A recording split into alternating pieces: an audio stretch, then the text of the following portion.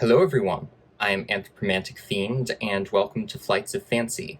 This is what I do when I'm not doing horror-related things on the internet, which is talk about fantasy or lately adventure.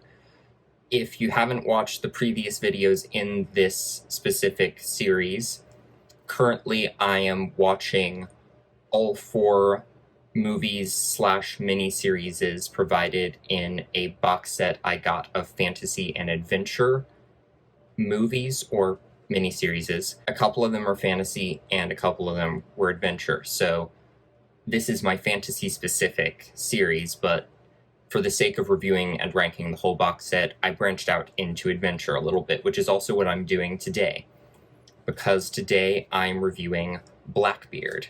And before I go any further than that, I just want to say that these reviews, as well as the Heart of the Night reviews that I do, not spoiler free, and they don't have a spoiler section, so any spoilers that may arise during this, you have been warned. So if you want to go watch this now before watching my review, go watch it. I think this one, unlike some things I've reviewed in the past, is worth your time. So if you don't want it spoiled, go watch it now. Blackbeard is a mini-series that came out in 2006. It is directed by Kevin Connor, who directed The Land That Time Forgot, the old movie, not the animated one, Motel Hell, and From Beyond the Grave. And this stars Angus McFadden, who is in Robert the Bruce, Braveheart, and Saw 3, Jessica Chastain, who is in Interstellar, It Chapter 2, and Crimson Peak, Richard Chamberlain, who is in The Towering Inferno, The Bourne Identity, and The Three Musketeers, and Rachel Ward, who is in The Thornbirds with Richard Chamberlain, Night School, and Peter Rabbit. This movie follows Edward Teach, aka Blackbeard, who becomes the new captain of the Queen Anne's Revenge, while at the same time, 2 more upper-class folks fall very much in love, one of which is a Royal Navy lieutenant named Robert Maynard, and one of whom is the adopted daughter of the governor of New Providence named Charlotte. They become embroiled in all the piratey stuff when first someone tries to rob them on the highway, and Charlotte quickly sees that they don't by firing a rifle at them. And then later on at a ball, Robert sees one of the governor's people, or maybe even the governor himself, talking to one of the men who tried to shoot at them. So he goes to investigate.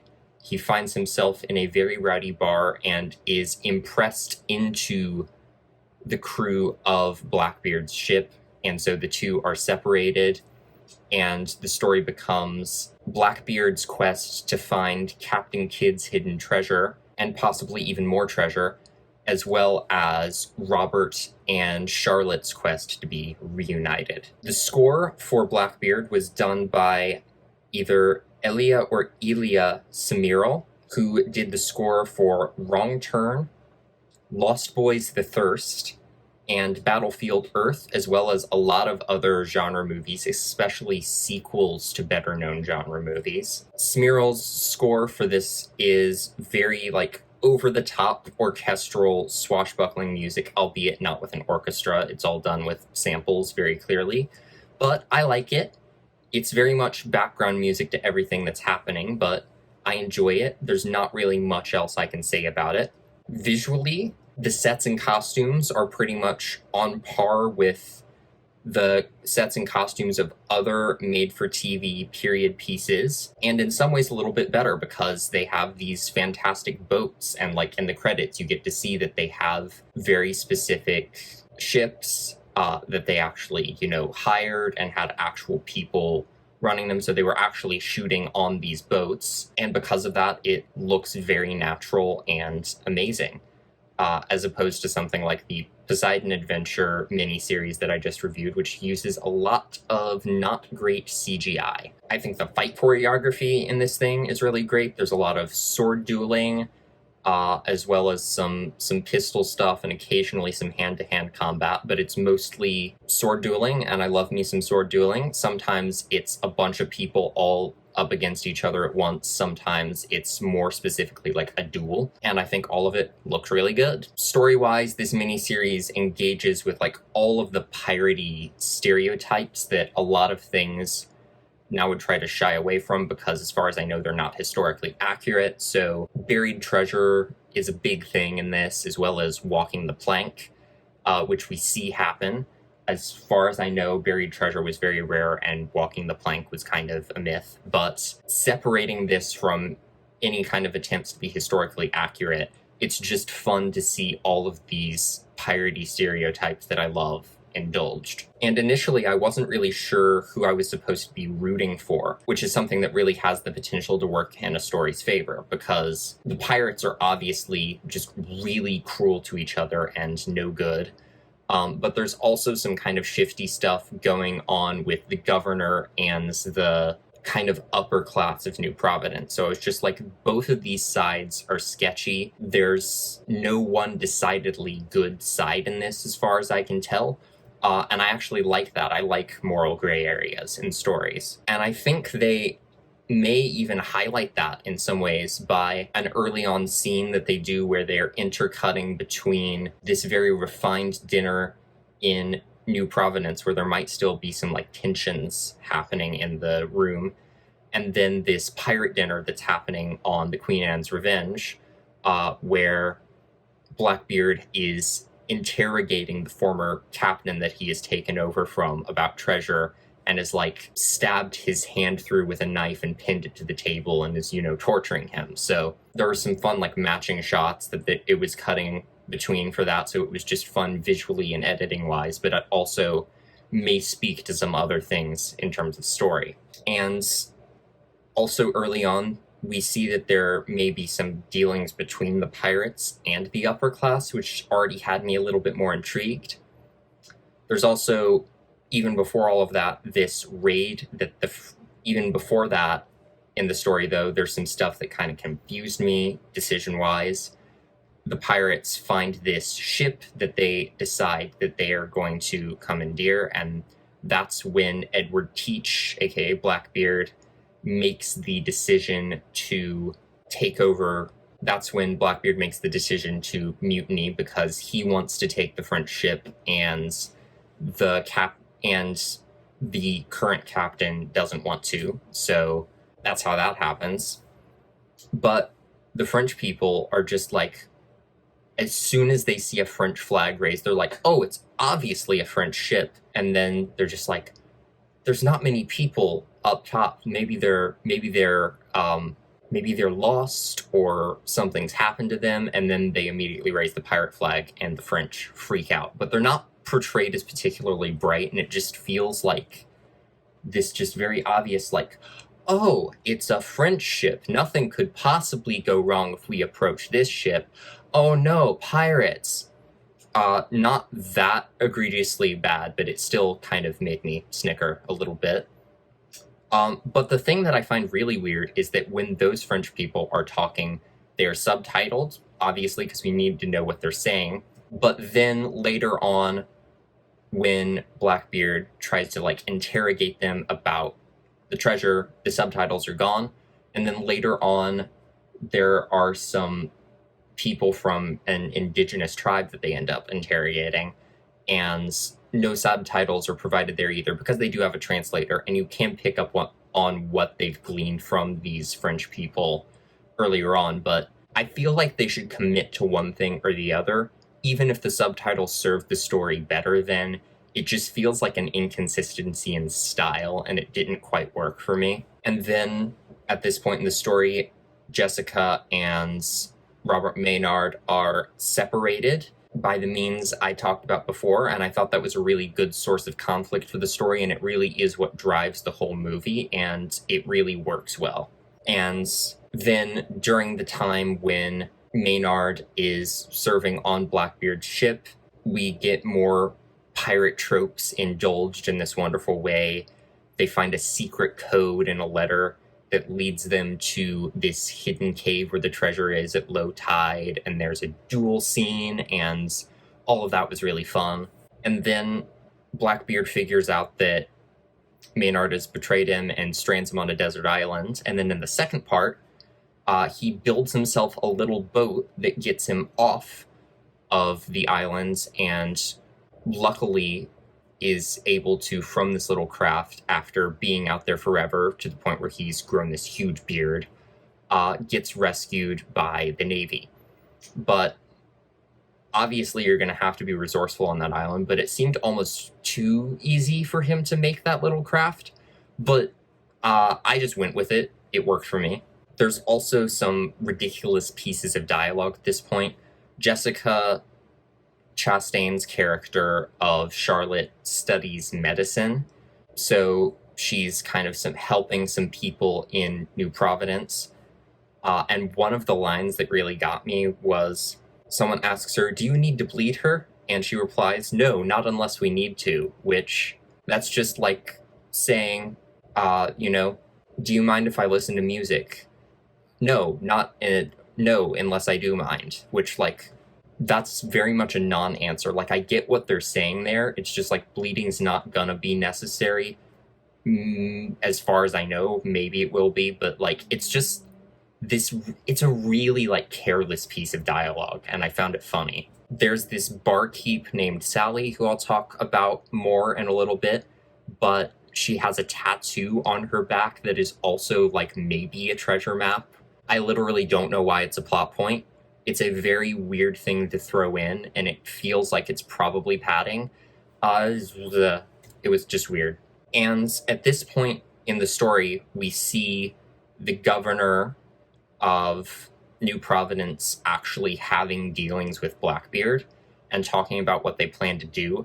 And I figured out what the dealings between the upper class and the pirates meant, and it actually created this dynamic that I really, really liked, which was the idea of these really, really wanton pirates and then this corrupt government that's not doing anything about them, and then these poor people that are getting fucked over by both of them, because there's this poor family that was taken aboard Blackbeard's ship and then left in New Providence, and the governor takes them in and is like, "Here, you can sleep in my shed." And then there's also a slave who Blackbeard is training as a pirate, and in order to keep up the governor's image, they're going to have to hang somebody to show that they're taking care of the pirates. And so they choose to hang this poor family, or at least the husbands of this family, and then this slave, who I really want to stop calling a slave, because that really just strips him of his identity. I think his character's name is Thatch.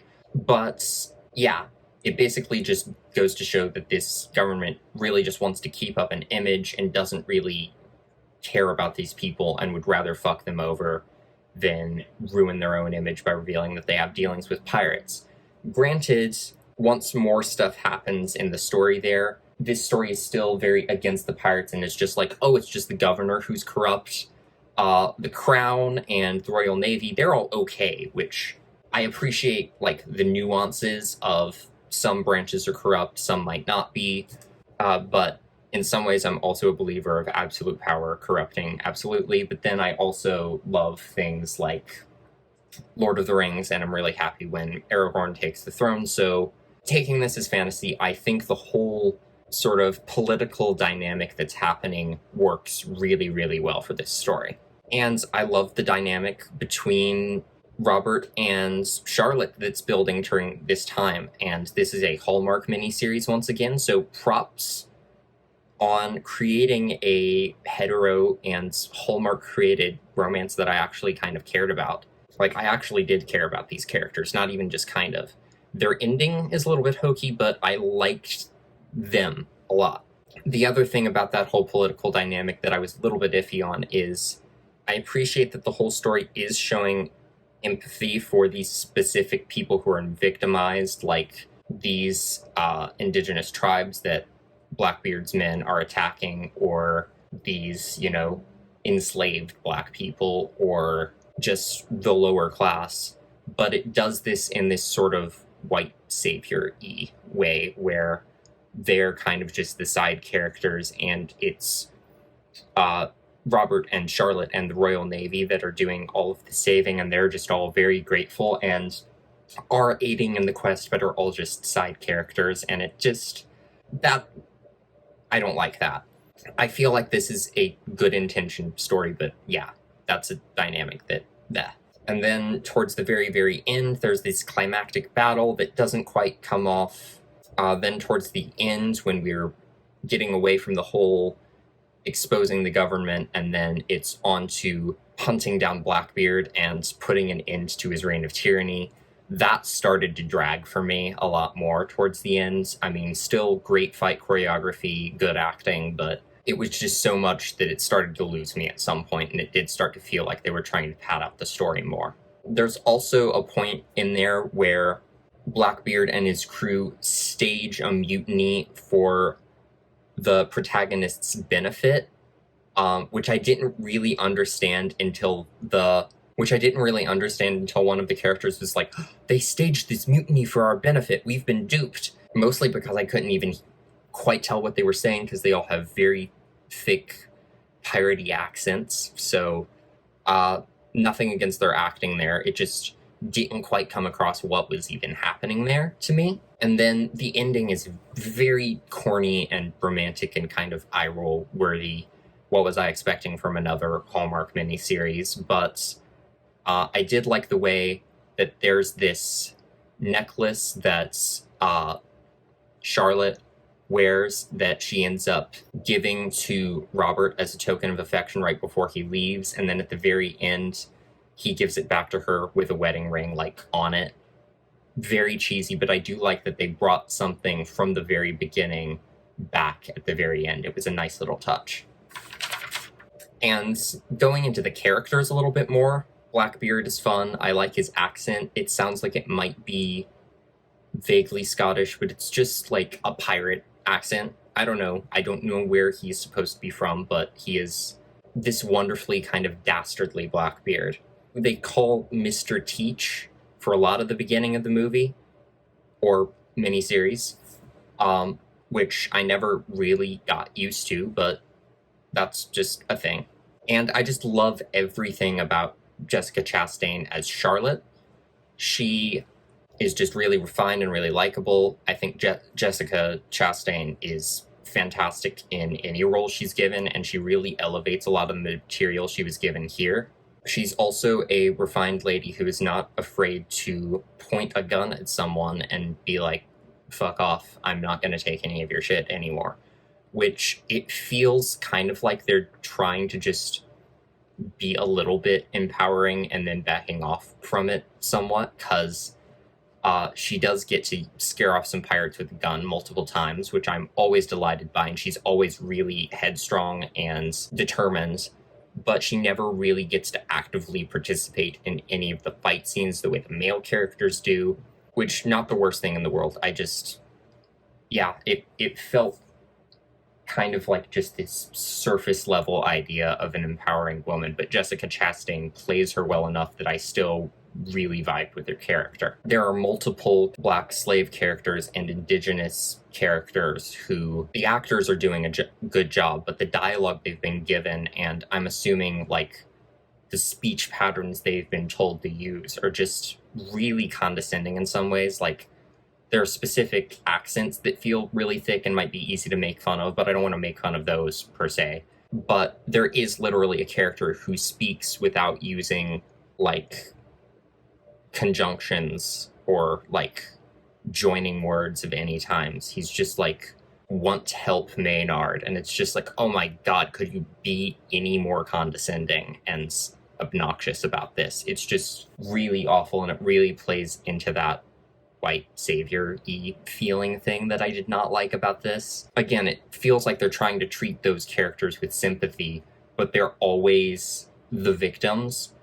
And even when, for example, the slave character, I still don't want to call him a slave, but Thatch, who is being trained by Blackbeard to be a pirate, who's the one who speaks that way. Even once he's been freed from being hanged and he's away from Blackbeard and he's actively helping this crew, he still feels kind of sidelined and like he's just still a servant character there to help, and the main characters are just like, oh, these poor slave characters who are being picked on, and it doesn't feel like they actually want to do anything about the slavery, which, again, I'm sure that was normalized during this time period, but that didn't stop it from feeling really icky. More so because it just seems like the series itself is just entirely too okay with that.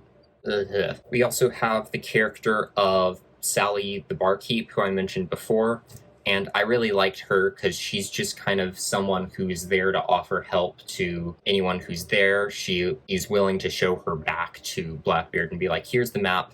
You're not taking my skin with you, though, so here's this version that's actually on paper. So she, helps anyone who needs it. And that is really well exemplified when Charlotte comes in and a bunch of these disgusting regulars there are, basically trying to catcall and grope her, and then Sally just comes in and is just like, okay, she's my friend. Like, first she's just like, why are you even here? This is a terrible place for somebody like you. But then she's like, okay, I need to talk to her. We're going to sit over here at this table, and the next one of you who comes over here and disturbs us never drinks here again. And I love that about Sally. And when Blackbeard maroons Robert Maynard on the islands, we got an interesting aspect of his character, which is that he's not purely a materialist. Like, these just concepts of honor mean a lot to him because he has all of the treasure that he wants. But as soon as he realizes that Robert Maynard lied to him, he's like given him everything he wants, but then tries to use his Navy status as a way to get himself home. But then Blackbeard's just like, I don't give a damn about treasure. You played me, and maroons him. So they also make a big deal of the sort of pirate's code in this, which I'm very used to being treated as just more like guidelines, really, having watched Pirates of the Caribbean way too many times. But they really do honor this in Blackbeard. Like, it is very much this immaterial thing that means a lot to the pirates. So I thought that was interesting. And then Governor Eden, like, he was always really haughty and snooty from the beginning, but as soon as he gets revealed as this villainous character, he just seems even more hammy to me, and it's just this really sort of over-the-top, haughty, campy performance that I thought was really fun, even though he's like the actual worst. He's the actual worst in the most fun-to-watch way ever. And then towards the end, Charlotte gets made into the damsel in distress on Blackbeard's ship, which was obnoxious. I wanted her to fight back more, but that does also present another interesting dynamic to her character, which is, once again, she's this woman who's trying to practice medicine, and she's able to do that in New Providence better than she can in other parts of the world because they have more urgent need of medical care there that no one else is providing, whereas sexism is stopping her in other places. And yes, she hates everything about the pirates, but they bring her on and they're like, the captain said we have other uses for you, and it's just like, oh my god, what are they implying? And then they take her to this place below deck where their doctor is like so ill that he can barely speak anymore. And then she's immediately just like, okay, how long has he been like this? And then just realizes just how much lack of care he's had. She's like, is there anything on this ship that he can drink besides rum? Please get us something.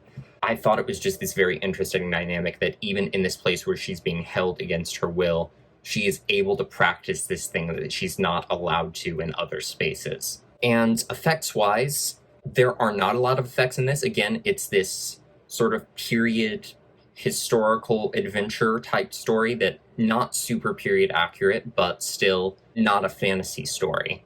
But I did look in the credits and there were like digital effects artists and map painting people, and there was like one shot when they're in the cave of some bats that are like, those have to be a digital effect, but it's such a subtle one that it didn't really bother me. But every other place, I didn't even notice the effect. So it was just like, clearly visual effects people worked on this miniseries, but they were so, sparse, subtle, or like completely seamless that I didn't notice them. So props to these people for, one, using what seems predominantly practical And then when they do use digital stuff, implementing it into everything else so seamlessly.